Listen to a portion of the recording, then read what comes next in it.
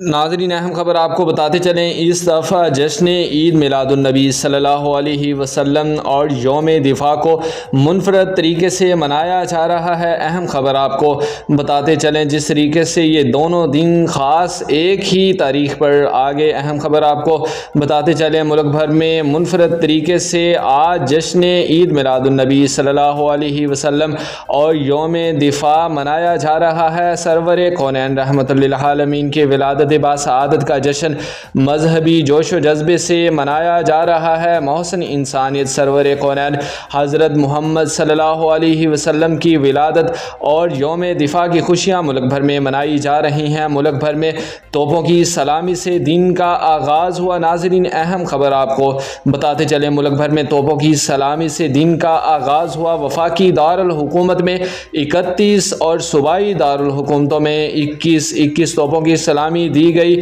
فضا نعرہ تکبیر، اللہ اکبر اور پاکستان زندہ باد کی صداؤں سے گونج اٹھی۔ شہر شہر عید میلاد النبی کی خوشیاں، 400 نور کی برسات، مساجد پر چراغاہیں سرکاری اور نجی عمارتیں بھی جگمگانے لگیں۔ عاشقان رسول کے درود و سلام کے نذرانے، آج جلوس بھی نکالے گئے۔ میلاد مصطفیٰ کی محافل سجیں گی، دل منور کیے جائیں گے۔ یوم دفاع کی مناسبت سے نیول ہیڈ کوارٹرز میں یادگار شہداء پر تقریب رکھی گئی۔ Chief of naval staff admiral Naveed Ashraf مہمان خصوصی تھے، جہاں انہوں نے یادگار پر پھول رکھے۔ فاتح خوانی کی پاک بحریہ کے افسران اور شہداء کی فیملیز نے شرکت کی۔ ناظرین، اہم خبر آپ کو بتاتے چلیں، ملک بھر میں توپوں کی سلامی سے دن کا آغاز ہوا۔